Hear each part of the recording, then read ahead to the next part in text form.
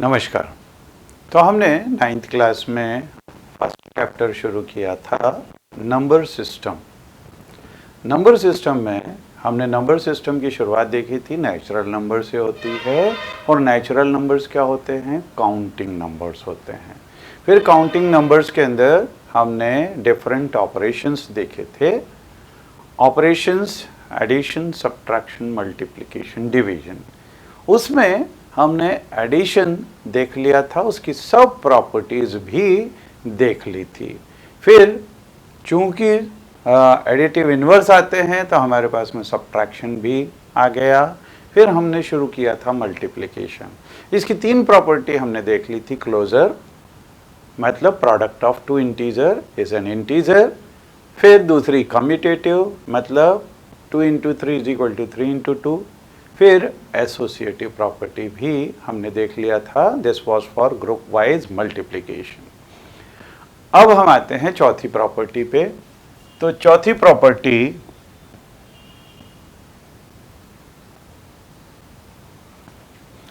ये है multiplicative inverse element, identity element. तो आइडेंटिटी एलिमेंट एडिशन के लिए हमने क्या देखा था? 0 इज द आइडेंटिटी एलिमेंट। क्यों? क्योंकि 0 को किसी के भी साथ में मल्टीप्लाई करते थे, ऐड करते थे, तो हमारे पास में सेम नंबर आ रहा था। वो एडिशन की आइडेंटिटी एलिमेंट था वो। अब यहाँ पे मल्टीप्लिकेशन के लिए क्या आइडेंटिटी एलिमेंट होगा? तो definition will be multiplicative identity element will be the element which when multiplied to any element gives the same element। मतलब multiplicative identity element वो होना चाहिए जिसको किसी के भी साथ में मल्टीप्लाई करें और वापस वही नंबर आ जाए हमारे पास में। तो ऐसा नंबर कौन सा होता है? 1। क्योंकि 1 को हम अगर 2 के साथ मल्टीप्लाई करेंगे तो 2 आएगा, 3 के साथ करेंगे तो 3 आएगा, 5 के साथ करेंगे तो 5 आएगा।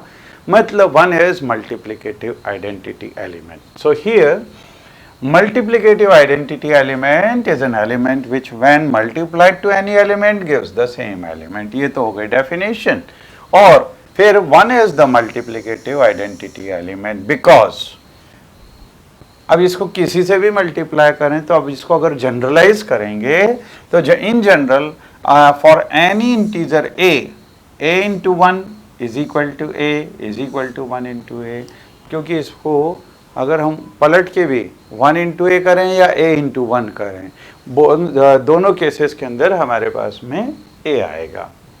फिर अब 4 प्रॉपर्टी हो गई।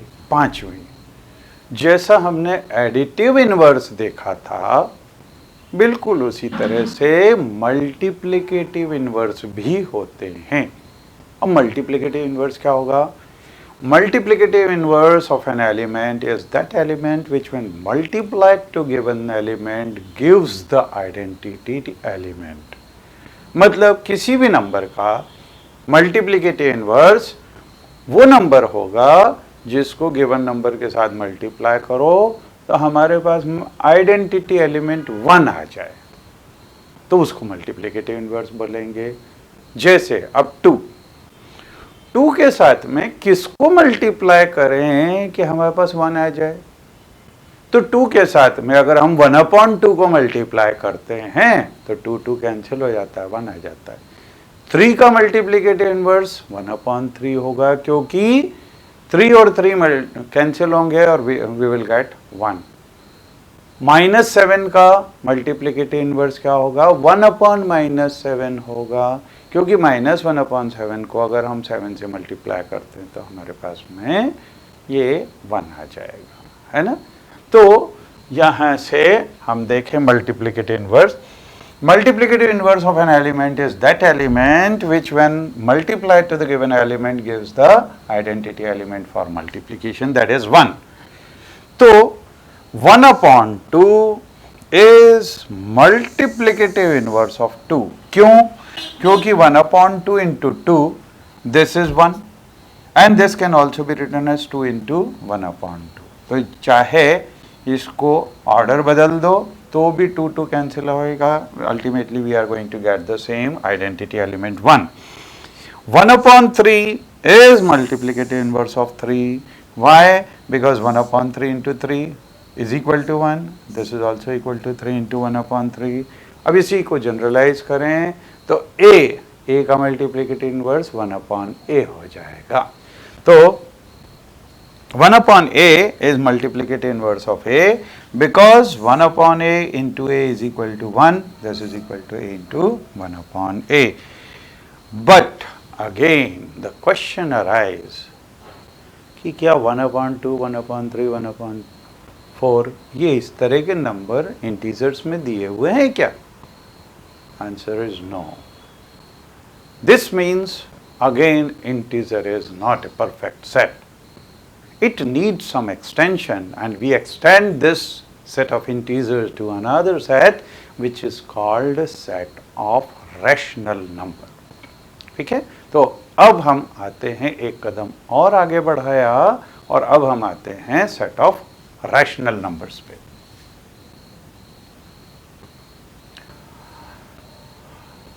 तो now let us come to set of rational number. अब सेट ऑफ रैशनल नंबर्स इसमें जो 1 upon 2, 1 upon 3 तो जो फ्रैक्शनल फॉर्म होगा तो वो सब नंबर्स जिनको हम P upon Q के फॉर्म में या A upon B के फॉर्म में लिख सकें, मतलब उसमें न्यूमरेटर और डिनोमिनेटर दोनों होगा, लेकिन डिनोमिनेटर ज़ीरो नहीं होना चाहिए क्योंकि डिनोमिनेटर में अगर ज़ीरो आ जाएगा तो नंबर हम डिफाइन ही नहीं कर सकते.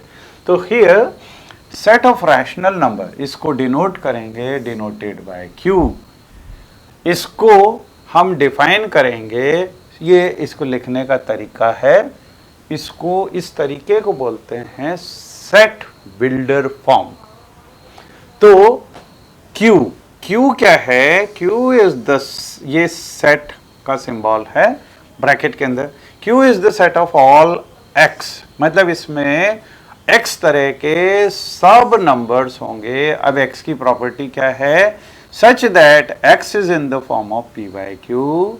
तो x p बाई क्यू के फॉर्म में है, जहां पे p and q are integer. तो ये भी इंटीजर है, ये भी इंटीजर है, मतलब पॉजिटिव भी हो सकता है, नेगेटिव भी हो सकता है. But q should not be equal to 0. ये 0 नहीं होना चाहिए क्योंकि अगर नीचे 0 होगा तो ये नंबर डिफाइन नहीं होगा. All the properties of addition and multiplication are satisfied. क्यों? क्योंकि अभी तक हमने जो देखा कि नेचुरल नंबर, जो नेचुरल नंबर हैं, होल नंबर के अंदर सब नेचुरल नंबर है और इंटीजर के लिए अंदर सब होल नंबर्स हैं. यहां पे भी रैशनल नंबर के अंदर सभी इंटीजर्स हैं. क्यों? क्योंकि कोई भी इंटीजर अगर हम ले लें, अगर हमने लिया सपोज 3, तो 3 को हम 3 अपॉन 1 लिख सकते हैं. किसी भी नंबर के अपॉन में 1 लिख दो तो वो p बाई क्यू के फॉर्म में हो गया. मतलब हर इंटीजर उसको p बाई क्यू के फॉर्म में लिख सकते हैं. तो सब इंटीजर्स रैशनल नंबर के अंदर आ जाएंगे और जब सब इंटीजर्स आ गए रैशनल नंबर के अंदर, इसका मतलब सब प्रॉपर्टीज एडिशन, सब्ट्रैक्शन, मल्टीप्लिकेशन की इसके अंदर सेटिस्फाई हो जाएगी. So here all the properties of addition and multiplication are satisfied in this. And examples we can take for rational number.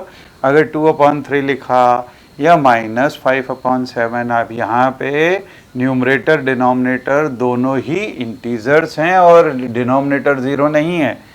3 upon -5 या 25 upon 15 या फिर 0 upon 5, this is also equal to 0. तो ये सब रैशनल नंबर्स हैं. ठीक है.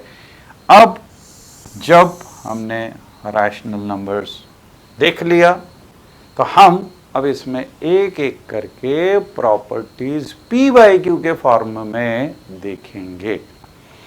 तो सबसे पहले पहली प्रॉपर्टी होती है एडिशन के लिए. सबसे पहले तो हम देखें कि एडिशन निकालते कैसे हैं. अगर a अपॉन बी एक रैशनल नंबर है, c अपॉन डी दूसरा रैशनल नंबर है, जनरलाइज करके लिख रहे हैं यहाँ पे, है ना, कोई पर्टिकुलर नंबर नहीं है, ए बी सी डी की कोई भी वैल्यू हो सकती है, बस ये ध्यान रखना है डिनोमिनेटर्स जीरो ना हो, मतलब यहाँ पे बी जीरो नहीं हो सकता, डी भी जीरो नहीं हो सकता। तो ये देखिए, these are any two numbers, b is not equal to 0 and d is also not equal to 0.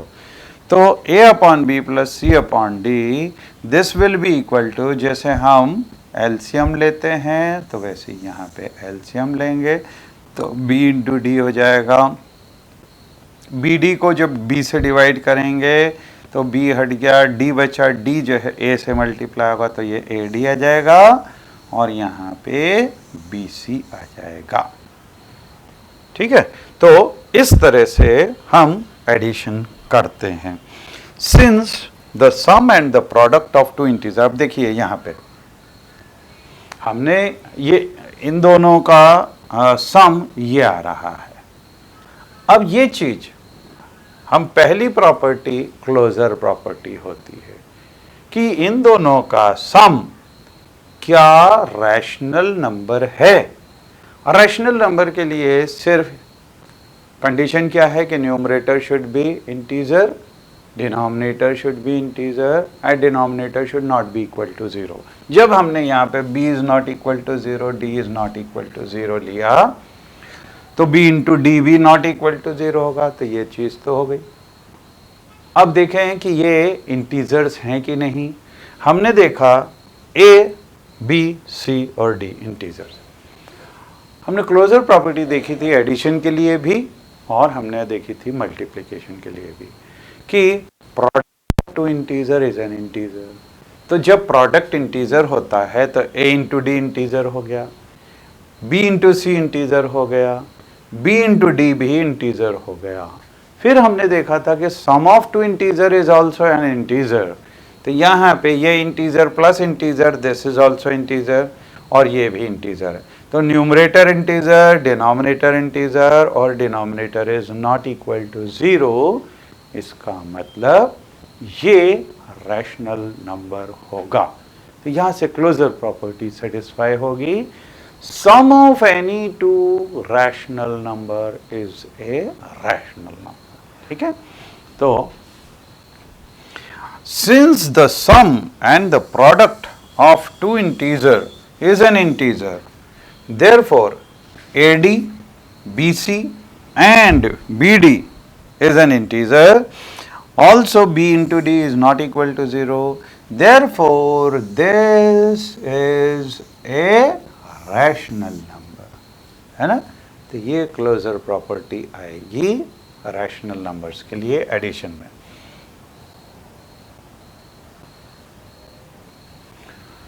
So now properties of addition of rational number। पहली प्रॉपर्टी हमने अभी हाल देखी कि अगर a और a अपॉन बी और c अपॉन डी ये दो रैशनल नंबर्स हैं, b is not equal to 0 and d is also not equal to 0, then this is a rational number। ये हम ऑलरेडी देख चुके हैं। तो पिछले स्लाइड में भी हमने ये एक्सप्लेन किया था, अभी भी यहाँ पे एक्सप्लेन किया हुआ है। Then come to second. Second is commutative property. Commutative property यहाँ पे भी होल्ड करेगी, मतलब a upon B plus C upon D is equal to C upon D plus a upon B. This property will be satisfied. Then similarly third property associative property, इसके अंदर group wise addition है, means A upon B plus C upon D plus E upon F is equal to A upon D, A upon B plus C upon D plus E upon F. तो this property is also satisfied और इसके ऊपर based हम questions करके देख सकते हैं, इसको प्रूफ भी कर सकते हैं। चलिए आगे देखें। Then next fourth property is identity element for addition। Identity element हमने देखा था 0 was identity element for addition of natural number and integers। So here 0 is the identity element for rational numbers also.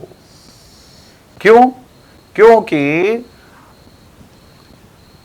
अगर a upon b कोई सा भी rational number है, a upon b के साथ में अगर हम 0 को ऐड करेंगे तो हमारे पास में वापस ये a अपॉन b ही आ जाएगा। चाहे इसको राइट साइड से ऐड करें या इसको लेफ्ट साइड से ऐड करें, we are going to get the same number a upon b। तो 0 को किसी भी रैशनल नंबर के साथ में ऐड करो, वापस वही रैशनल नंबर आ जाएगा। So this property is also satisfied. पांचवी प्रॉपर्टी होती है एडिटिव इनवर्स। एडिटिव इनवर्स में भी यहाँ पे जैसे हमने देखा था कि 2 का एडिटिव इनवर्स -2 है ना, तो वैसे ही अगर हम a अपॉन b कोई भी रैशनल नंबर लें तो उसका additive inverse -a upon b होगा, क्योंकि -a अपॉन b को अगर +a अपॉन b के साथ में ऐड करेंगे तो हमारे पास में 0 आना है। सो एडिटिव इनवर्स और negative of A number of rational number a upon b, तो नेगेटिव होगा उसका -a अपॉन b, और ये एडिटिव इनवर्स होगा। तो because if we are adding these two, we are going to get the number 0. So this is, means all 5 properties of additions are satisfied. So then come to subtraction of a rational number. In operation subtraction, closure property holds. Closure property holds क्योंकि subtraction of 2 rational number will also be rational number. जैसे addition होता है वैसे subtraction of 2 rational number will also be rational number. तो यहाँ पे closure property holds, but now see here subtraction of 2 rational number is a rational number. तो subtraction के अंदर क्लोजर प्रॉपर्टी तो सेटिस्फाई हो गई। आगे देखें, then we come to multiplication. अब मल्टीप्लिकेशन में मल्टीप्लाई कैसे करते हैं? न्यूमरेटर न्यूमरेटर मल्टीप्लाई हो जाएंगे, डिनोमिनेटर डिनोमिनेटर मल्टीप्लाई हो जाएंगे। तो यहाँ पे multiplication, if a upon b and c upon d are 2 rational numbers in which naturally b should not be equal to 0 and d should also not be equal to 0, तो यहाँ पे a upon b into c upon d is equal to, यहाँ numerator numerator multiply हुआ ac और upon bd। अब यहाँ पे चूंकि b 0 नहीं है, d 0 नहीं है, तो ये bd भी 0 नहीं होगा। So this is also not equal to 0। फिर हम देखें a इंटू c इंटीजर है, क्योंकि a इंटीजर c इंटीजर तो ac integer, b integer d integer तो bd भी इंटीजर है। इसका मतलब ac अपॉन bd, ये ac अपॉन bd खुद रैशनल नंबर होगा। इसका मतलब एक रैशनल नंबर को दूसरे रैशनल नंबर के साथ में मल्टीप्लाई करें तो हमारे पास में रैशनल नंबर ही आएगा। Means this closure property for multiplication of rational number is satisfied. So here first property is closure property. Product of 2 rational number is a rational number. The closure property satisfy होगी। Then second property is commutative. तो commutative में a upon b into c upon d will be equal to c upon d into a upon b। मतलब अगर हम order change करेंगे तो result same रहेगा, है ना। Then associative property, third property, this is also satisfied. मतलब group wise multiplication के लिए तो a upon b into C upon D into E upon F, तो ब्रैकेट अगर यहाँ पे है इसकी जगह उठा के इधर रख दें, mean this is a upon b into C upon D into E upon F. तो अगर हमने ब्रैकेट किसका दिया तो भी रिजल्ट सेम रहेगा. This property is also satisfied. Then next is identity element for multiplication. तो जैसे 1 आइडेंटिटी एलिमेंट था इंटीजर्स के लिए, नेचुरल नंबर सब के लिए, तो ऐसे यहाँ पे भी 1 will be the multiplicative identity element. तो 1 is identity element for multiplication in case of rational numbers. Why? Because 1 into a upon b will be equal to 1 upon a upon b into 1, this will be equal to a upon b. Okay? तो identity element भी यहाँ पे satisfied होंगे. फिर multiplicative inverse अगर हम देखें तो अगर a अपॉन b एक रैशनल नंबर है तो उसका multiplicative inverse b upon a होगा, क्योंकि b अपॉन a को अगर a अपॉन b से मल्टीप्लाई करेंगे तो हमारे पास में 1 आ जाएगा, मतलब आइडेंटिटी एलिमेंट आ जाएगा. So here b upon a is multiplicative inverse of a upon b. क्यों? क्योंकि a upon b into b upon a, ये a से a कैंसिल होगा, यहाँ पे b से b कैंसिल होगा, 1 into 1 this is equal to 1. Means multiplicative inverse भी यहाँ पे एग्जिस्ट करते हैं. ठीक है, चलिए आगे देखें. अब हम एक नई प्रॉपर्टी देखेंगे जो अभी तक हमने नहीं देखी, उसको बोलते हैं डिस्ट्रीब्यूटिव प्रॉपर्टी. डिस्ट्रीब्यूटिव मतलब एक नंबर डिस्ट्रीब्यूट होगा या एक ऑपरेशन दूसरे के ऊपर डिस्ट्रीब्यूट होगा. और ये भी डिस्ट्रीब्यूटिव प्रॉपर्टी ये दो तरह की होगी, मल्टीप्लिकेशन ओवर एडिशन और दूसरी होगी distributive property of multiplication over subtraction. तो ओवर एडिशन के लिए अगर ये rational number a upon b is multiplied by c upon d plus e upon f, तो ये a अपॉन b इधर इसके ऊपर डिस्ट्रीब्यूट होगा और ये इसके ऊपर भी डिस्ट्रीब्यूट होगा, मतलब a upon b into C upon D, ये इसके साथ भी मल्टीप्लाई होगा और इसके साथ भी होगा.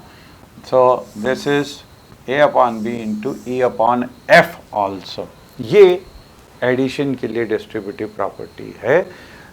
और सब्ट्रैक्शन में यहाँ प्लस की जगह माइनस हो जाएगा, मतलब ये a upon b will be distributed over this c upon d minus e upon f. तो a अपॉन b जब इसके ऊपर डिस्ट्रीब्यूट हुआ तो a upon b into C upon D हो गया. फिर ये a अपॉन b इसके साथ भी मल्टीप्लाई होगा तो माइनस साइन बीच में a upon b and into e upon f. Right, तो ये एक अलग से प्रॉपर्टी और होती है. अब यहाँ पे हम कुछ नोट देखें, हालांकि मैंने आपको ऑलरेडी बतलाया है. Since every integer x can be written as x upon 1. भाई जैसे हमारे पास में 3 है तो 3 को हम 3 अपॉन 1 लिख सकते हैं, मतलब ये p अपॉन q के फॉर्म में हो गया. Means every integer will be rational number. So therefore every integer is also a rational number. तो ये रैशनल नंबर होगा. Hence the set of rational number includes the set of integers in it. मतलब अगर ये set of integers है तो rational number ये q, ये पूरा सेट ऑफ इंटीजर इसी के अंदर आ जाएगा, क्योंकि इसके अंदर इंटीजर्स के अलावा भी एलिमेंट्स हैं, फ्रैक्शंस वाले भी हैं, है ना. तो rational numbers do not have unique representation. ये वाली चीज यूनिक रिप्रेजेंटेशन नहीं है. क्यों?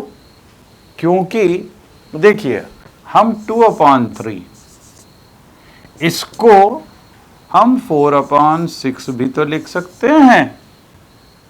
क्यों? क्योंकि इसको अगर हम 2 से कैंसिल करें तो ये वापस 2/3 आ रहा है। तो 2/3 को हम 4/6 भी लिख सकते हैं, हम 6/9 भी लिख सकते हैं, हम इसी को 8/12 भी लिख सकते हैं।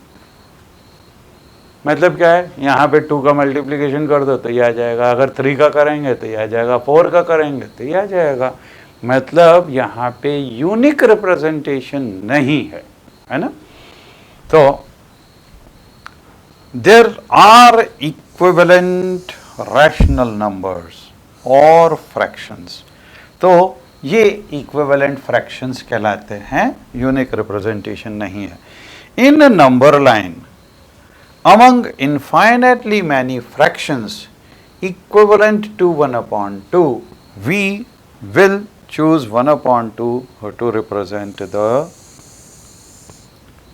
अब जैसे यहाँ पे 2/3 या 1/2 है, अब 1/2 को 2/4 भी लिख सकते हैं, उसको 3/6 भी लिख सकते हैं। लेकिन जब किसी रैशनल नंबर को नंबर लाइन में रिप्रेजेंट करना है तो सबसे छोटा वाला जो पार्ट है उसको हम नंबर लाइन के अंदर रिप्रेजेंट करेंगे। ठीक है।